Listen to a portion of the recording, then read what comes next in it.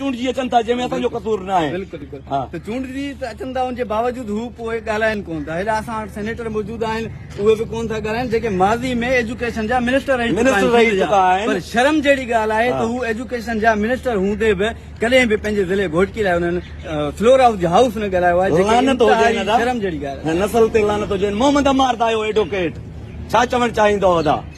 पहिरियों त इन्हनि ज़ालिम करप्ट इन्हनि लानती वॾेरनि लाइ जन चओ जन बर्बादी अची कई आहे। अदा जेके ज़िम्मेवार आहिनि, जेके कानून साज़ी कंदड़ आहिनि, जेके जंहिंजे हथ में सभु कुझु आहे, डेवलपमेंट बि उन्हनि जे हथ में, पुलिसिंग बि उन्हनि जे हथ में, सियासी मुदाख़लत करे त इन्हनि जो इहो कमु त कोन्हे। अदा छा चवणु चाहींदो लानती वॾेरनि, लानती चूंडियल नुमाइंदनि लाइ, जन असांखे तइलीम खां महरूम रखियो आहे, जन असांखे यूनिवर्सिटियुनि खां महरूम रखियो आहे, जन असांजा स्कूल वाड़नि में कन्वर्ट करे छॾिया आहिनि। जी अदा शेर आहे हिकिड़ो कि मुख्तसर वक्त में ये बात नहीं हो सकती, गम इतने हैं कि खुलासे में नहीं आएंगे।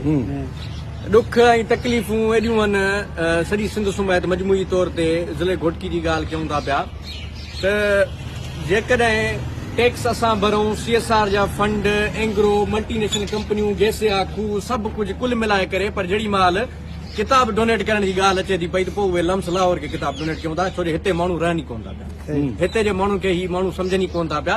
इहा त हाणे वाज़े ॻाल्हि आहे त हारी जे पुट जे हथ में कलम या पोरियत जे पुट जे हथ में कलम, उहो कलम हिन लाइ कोन्हे को, उहो हिन लाइ ईअं सम्झो त हथियार जे बराबरि आहे। तो इन शइ खां डिॼनि था पिया, त शऊर खां डिॼनि था।